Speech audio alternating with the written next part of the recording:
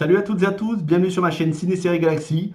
Aujourd'hui, on s'attaque à Justice League de Joss Whedon. Cette semaine, c'est la sortie de Justice League The Snyder Cut, le 18 mars.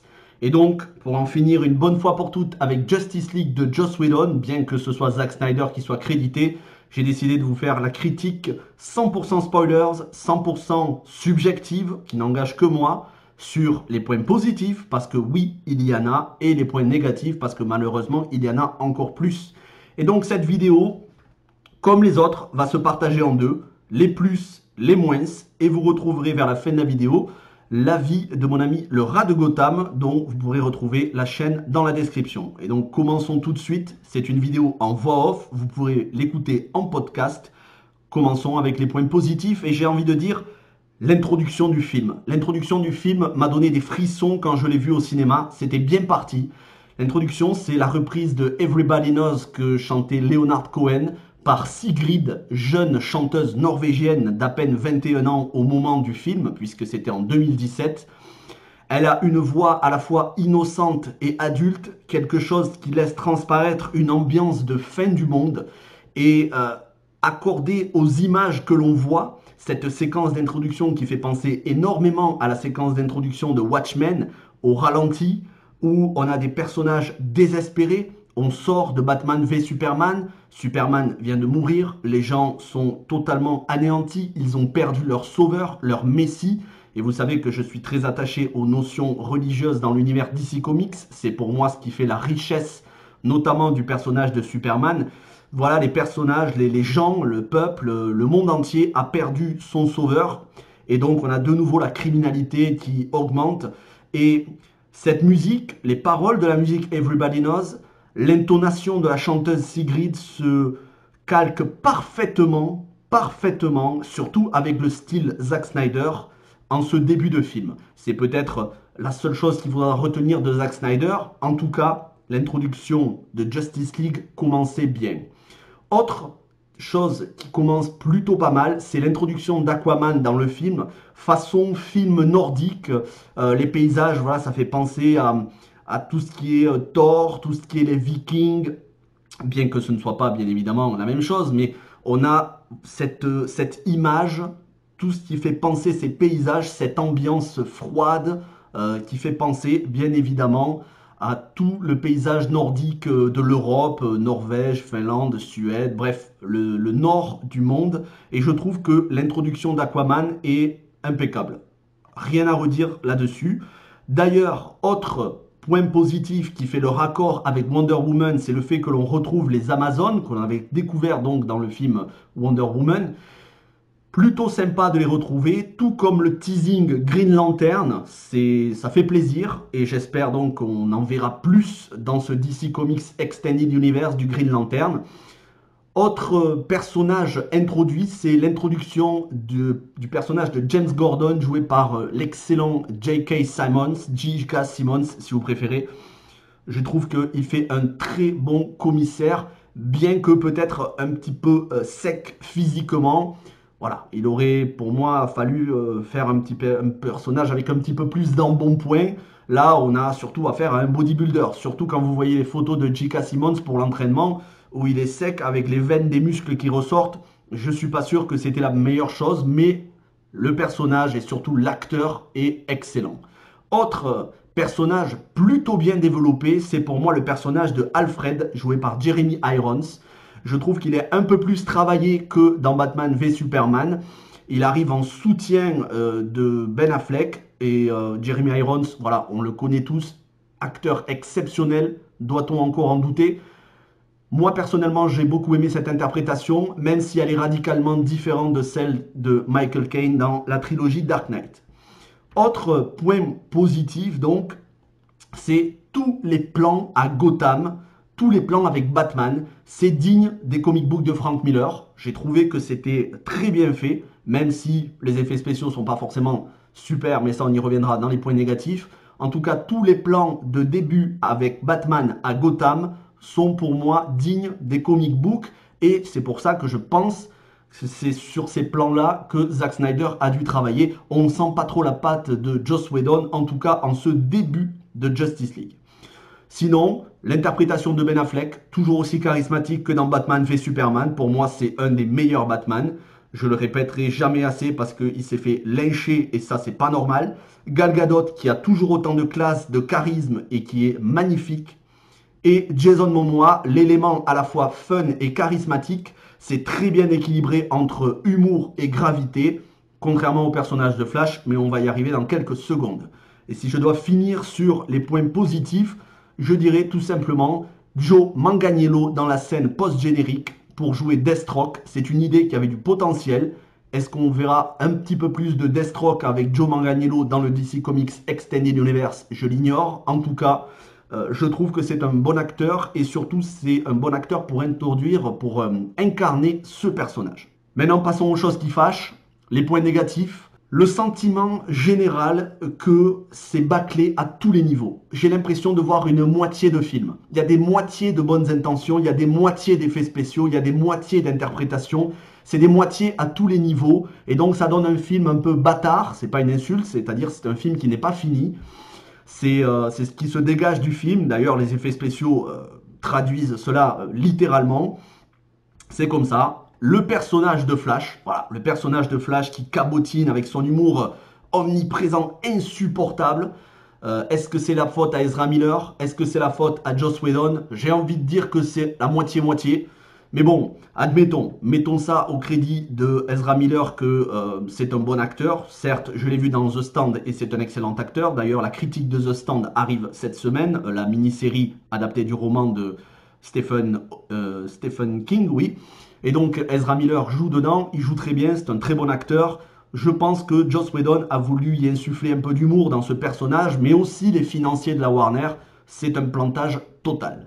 Le personnage de Steppenwolf, alors là, le personnage de Steppenwolf, il n'y a rien à sauver. Il est dénué de tout charisme, il est d'une laideur absolue, digne d'un jeu du début de l'ère PS2, voire peut-être fin de l'ère PS1.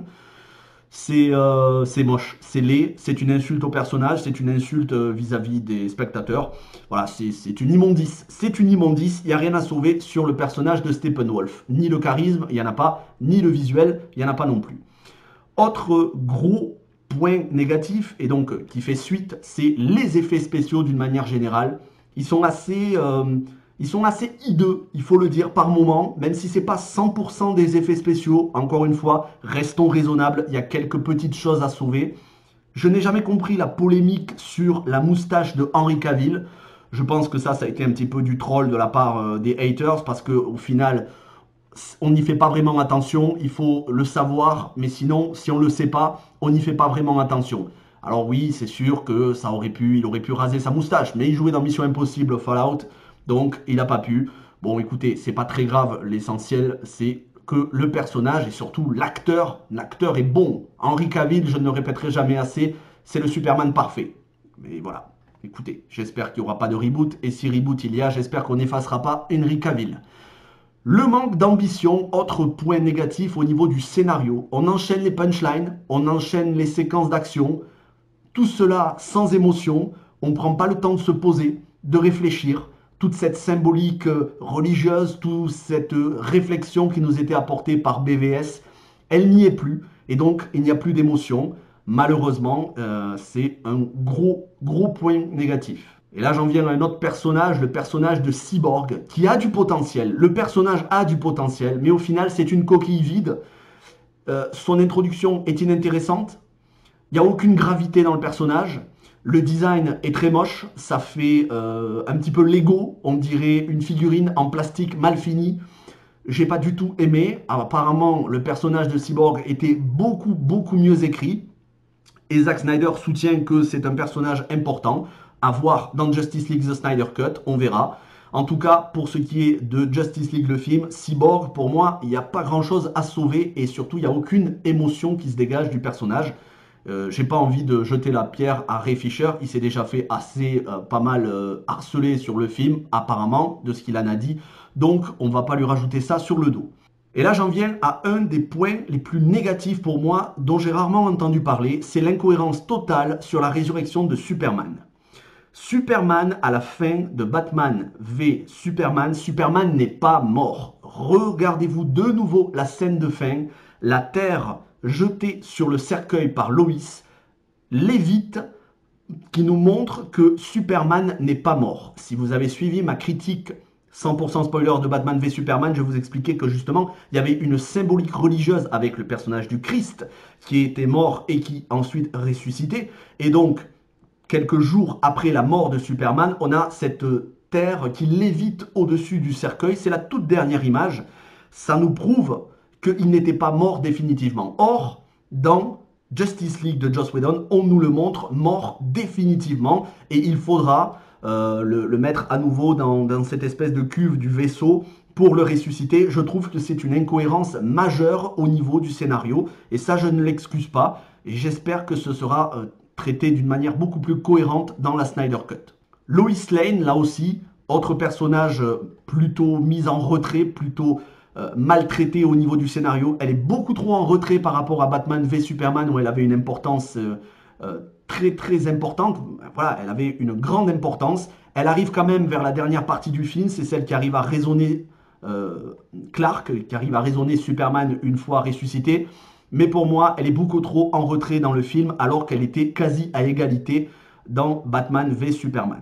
Autre gros point négatif, et ça je pense que la majorité des gens le reconnaîtront, c'est la musique de Danny Elfman. Non seulement elle est inexistante, mais elle trahit à la fois la musique de Hans Zimmer et de Junkie XL. Danny Elfman avait dit lors de la sortie du film, le thème de Batman, c'est moi, c'est mon thème, il n'y en a pas d'autre. Et je trouve que c'est un grave manque de respect vis-à-vis du travail de Hans Zimmer qui a su se renouveler. Il avait fait la trilogie Dark Knight, les thèmes de Batman. Il a fait un nouveau thème pour Batman dans BVS. Il a su faire un thème pour Man of Steel exceptionnel qui pour moi dépasse, c'est une de ses meilleures bandes originales. Le fait que Danny Elfman déclare voilà, que pour lui, c'était ses bandes originales, notamment celles des Batman de Tim Burton, qui étaient les seules valables, je trouve que c'est non seulement avoir un ego surdimensionné, hein, monsieur Elfman, qui ne regardera jamais cette vidéo, je trouve que vous avez un ego surdimensionné, monsieur Danny Elfman, mais surtout, vous avez fait un travail d'une médiocrité absolue sur ce Justice League. Autre scène qui ne sert à rien, c'est la scène post-générique avec Lex Luthor. Elle n'apporte rien, si ce n'est nous introduire une Justice League, une Injustice League, qu'on ne verra probablement jamais. En tout cas, j'espère qu'on la verra, mais que ce sera beaucoup mieux travaillé. En tout cas, dans Justice League, ça ne sert à rien. La complicité, d'une manière générale, entre les personnages, ça manque vraiment. On a le sentiment qu'ils ne s'apprécient pas, là où dans BVS... Superman, Batman, Wonder Woman s'appréciaient, on le voyait, on le sentait. Là, on a l'impression qu'ils ne s'apprécient pas vraiment. En témoignent les punchlines entre Batman et Flash. C'est franchement inintéressant. Il n'y a pas de cohésion de groupe et ça se sent. Darkseid, maintenant, j'en arrive à un point qui devrait être sûrement, hein, certainement modifié avec la Snyder Cut. Darkseid qui n'apparaît jamais, qui est à peine mentionné dans le film, mais qui n'apparaît pas. Ça aurait dû être le grand méchant, parce que Steppenwolf, personnellement, j'en ai un petit peu rien à faire de Steppenwolf. On a eu Thanos dans le MCU, j'aimerais voir Darkseid, qui est encore plus méchant que Thanos. Voilà, Darkseid, en tout cas, d'ores et déjà, la Snyder Cut a corrigé une partie de ses défauts, rien qu'avec ses bandes annonces, et j'ai hâte que l'on soit à jeudi 18 mars, pour découvrir enfin ce que nous a réservé Zack Snyder dans les plus de 2 heures de film inédites sur les 4 heures de film. Enfin, comme je dis, toute la dimension religieuse qui avait été apportée par à la fois Man of Steel et Batman Superman inexistante, le sentiment au final que ça n'est pas un film de Zack Snyder, qu'il est dépourvu de la personnalité de Zack Snyder, et que c'est un film hybride, moitié Joss Whedon, moitié les financiers de la Warner, et donc avec cette ridicule décision de faire un film de 1h45 sans générique, 2 heures avec le générique, franchement c'est un gâchis, un plantage total quand on sait le potentiel qu'avait Justice League, qui aurait pu non seulement rivaliser avec le premier Avengers, voire le dépasser, parce que quand même Justice League c'est un monument dans les comics. Et bien voilà, en faire un film de 1h45, 1h50 sans le générique, c'est juste une décision totalement... c'est se tirer une balle dans le pied, voilà. En tout cas, vous avez mon avis définitif sur Justice League de Joss Whedon, bien que ce soit Zack Snyder crédité. Vous voyez, il y a quand même quelques petites choses à sauver dans le film. Tout n'est pas à jeter, mais malheureusement, c'est le film du DC Comics Extended Universe que je préfère le moins. Mais je ne déteste pas ce film. Je l'ai vu au cinéma, j'avais été très déçu. Je l'ai revu récemment pour faire justement cette critique. Et au final, je l'ai apprécié un petit peu plus qu'au cinéma, mais bien évidemment pas assez pour dire que c'est un super film. Et maintenant, je vous laisse avec la critique de mon ami le Rat de Gotham. Vous pourrez retrouver sa chaîne dans la description. C'est un youtubeur spécialisé DC Comics. Je lui laisse la parole et on se retrouve juste après en fin de vidéo. Bonsoir.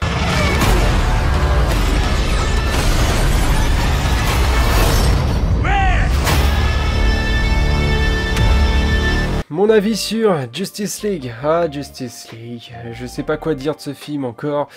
Étant donné que ça vendait du rêve, étant donné qu'on parlait de l'Avengers côté DC Comics, enfin on parlait, voilà, si t'as vu la série animée où tu voyais Batman, Superman, Green Lantern, on voyait Martian Hunter, enfin tous ces héros qui se réunissent, Wonder Woman et tout ça, là c'était pareil, on avait ces super-héros qui allaient se réunir en live action au cinéma. Et qu'est-ce qu'on a eu? Bah on a eu déjà ce problème de réalisation évidemment avec Zack Snyder qui était parti pour laisser la place à Joss Whedon. Joss Whedon qui avait déjà travaillé sur Avengers. Bon, on s'est dit peut-être qu'il va avoir quelque chose de bien. Au final, on a l'impression qu'ils ont foutu n'importe quoi dans ce film. Les visuels sont horribles. On a des visuels, la photographie et tout ça, il y a des visuels qui sont moches. Je pense évidemment au combat final. Je pense bon, à la moustache d'Henry Cavill, mais bon, voilà, c'est autre chose. Voilà, il y a des visuels qui ne passent pas du tout. Voilà, il y a des choses qui sont plutôt bien visuellement dans le film, genre Batman au début dans Gotham, qui marche plutôt bien. Voilà, on a quelques petits points forts quand même dans le film. Quelques moments, c'est plutôt réussi, mais alors d'autres moments, c'est totalement raté. Je pense notamment, bon, je vais encore parler de Batman, mais Batman qui n'est pas du tout iconique dans ce film. Je trouve qu'on a vraiment, je sais pas ce qu'ils ont fait, mais je trouve qu'il n'y a pas de plan où il est iconique, Batman. Il y a un petit moment où il va aller voir James Gordon, où c'est plutôt sympa, James Gordon qui est joué par J.K. Simmons, et je trouve que c'est génial. Même si tu vois 2 secondes le mec, et certains diront qu'on s'en fout, mais moi j'aime bien. Franchement, la moustache, le chapeau, je trouve que je reconnaissais James Gordon en J.K. Simmons. Je trouvais ça plutôt amusant. Wonder Woman qui est la meilleure de toutes. Le Flash d'Ezra Miller qui fait beaucoup trop de blagues, c'est le comic relief quoi, c'est vraiment le mec qui fait des blagues qui ne marchent pas du tout. On a la scène de fin qui me hypait un peu quand même quand on voyait Deathstroke arriver, Aquaman qui est largement meilleur dans son film, voilà, Steppenwolf, n'en parlons pas, le méchant du film, inexistant mec, enfin on s'en rappelle pas, rien de marquant. Enfin ouais, Justice League c'est dommage parce que ça aurait pu être une grosse réussite. On attend évidemment un Zack Snyder Cut, mais c'est quand même dommage que Justice League à sa sortie, tu vois, moi je voulais qu'on se rappelle d'un Justice League qui soit sorti au cinéma et qu'on se dise waouh, ce film de super-héros est juste intense, c'est juste énorme, c'est vraiment une réunion de super-héros qui est différente d'Avengers, c'est ça que j'aurais aimé, mais quelque chose d'incroyable. Non, on a dû avoir une Zack Snyder Cut pour essayer de nous réconcilier avec ce film, quoi. Enfin, moi, je trouve ça dommage. Enfin, dommage. Évidemment, j'attends un Snyder Cut avec impatience. Je trouve ça tellement dommage que Justice League ait échoué. Enfin, échoué, parce que le film était mauvais, il faut se le dire. Voilà, il y avait quelques petits points forts, mais sinon, je trouve ça dommage qu'on se dise que Justice League a été un échec. Voilà, Justice League, quoi. C'est vraiment le mastodonte de l'univers DC, quoi. C'est l'équipe de super-héros qui se réunit, et voilà ce qu'ils en ont fait. C'est vraiment dommage. Merci à toi, le Rat de Gotham, pour nous avoir donné ton avis. Maintenant, vous savez, vous pouvez vous faire votre avis. Vous avez le sien, vous avez le mien, vous en avez beaucoup d'autres. Je pense à la critique de Néo, un collègue youtubeur, un ami aussi, qui a justement fait une vidéo sur DC Comics récemment. Allez retrouver son avis sur tous les films DC Comics. Quant à moi, vous pouvez retrouver un live sur le DC Comics Extended Universe où j'ai parlé de tous les films avec l'ami Cinédi de la chaîne Cinédi. Mais aussi, vous pouvez retrouver Man of Steel, Batman v Superman, Suicide Squad, Wonder Woman et Wonder Woman 1984, les critiques d'ores et déjà sur ma chaîne. On se retrouve, si tout va bien, c'est-à-dire si j'ai eu le temps de voir le film, mais normalement, il n'y a aucun problème parce que j'ai déjà prévu le live, vendredi soir pour le debriefing 100% spoiler sur la Snyder Cut, lundi prochain pour la vidéo définitive sur la Snyder Cut, point fort, point faible, en espérant qu'il n'y ait pas de point faible, mais je suis très confiant pour le film. Et les semaines suivantes, toujours le lundi, Aquaman, Shazam et Birds of Prey, que je n'ai pas détesté, j'aime bien Birds of Prey. Voilà pour ce qui est des vidéos DC Comics, et on se retrouve le reste de la semaine pour plein d'autres critiques de films, de séries, adaptations de jeux vidéo, des lives sur The Walking Dead et d'autres. Merci à tous, n'hésitez pas à liker, vous abonner et partager si vous avez aimé cette vidéo, et passez une bonne semaine. Ciao tout le monde!